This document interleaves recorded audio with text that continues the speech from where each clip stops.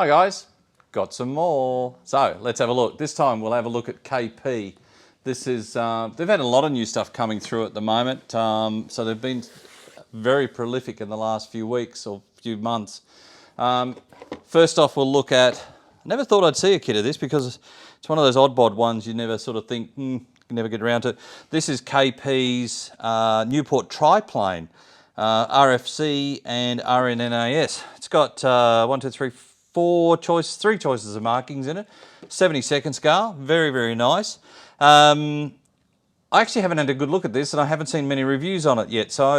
But KP's new stuff has been going very, very well, and some of the new stuff is very, very nice. So I have no doubt that this will be quite a nice kit. And for the World War I modelers that have been always chasing this, I know there was a resin one years ago, but for our World War I modelling fraternity, I'm sure they're going to be very, very interested in picking up one of these. As I said, choice of markings on the back, there's quite a few of them, so that's quite nice. What else have we got? Now, this is their series of Tempests. There's actually 6 in this set, but we got the first 3. This is Mark 5, and obviously again Mark 5. This is their 3 new ones. This is an all new tool. It's not anybody else's. It's an all brand new tool. The reviews I have read on this have been good. The markings and choices, the way they've set them up. This one is Series 1.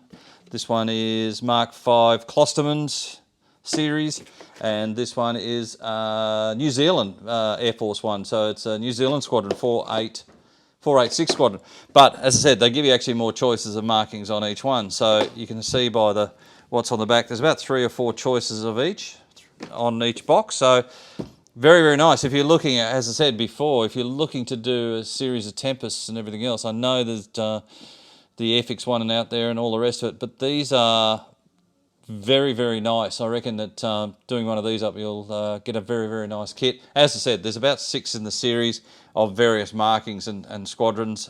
This is a Series 1, as I said. So very, very nice kits. You should enjoy that if you're building up that series. We'll also have another little group in World War I from KP is in 70-second scale is the DH5s. Now this one is RFC and this one is Australian. This is an Australian Air Force One. I know there's been a DH5 out there. I know it was done in resin a while back, and I think there was a limited run injection molded one. This should be really, really good.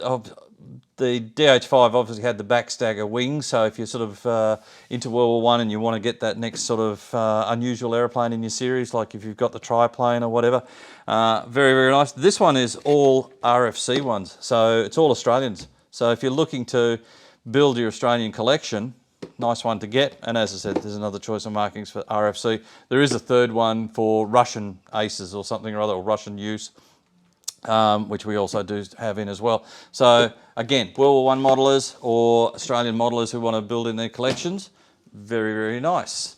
Also in 70-second scale from KP is, now this has been done before. This is their F5U Pogo, what is it? XFYU1 Pogo, vertical takeoff aircraft. They've done 2. This is the prototype, so it's got the prototype markings in it, 3 choices. They have done this before, and I believe they've upgraded the kit and done a few bits and pieces on it, so it's a much better kit than their really old one that was around, or probably 15, 20 years ago, if not more. So if you missed out on that originally, then here's a new one, updated, new glass. It's all got all sorts of different things in it. 3 choices of markings in it, which is pretty cool. They've also done a what if version. This is the Japanese one on it, but you can also do a US Navy, Royal Navy and Japanese Navy aircraft. So if you're looking to do something different and you just want to have a bit of a play around and turn a few heads either in your display or at model clubs and competitions and stuff, maybe get hold of one of these and throw one of them in and see what happens. So very, very nice. 70-second scale as well. Just a lovely kit. I built one of the older ones earlier on in my modelling career, so it's quite nice.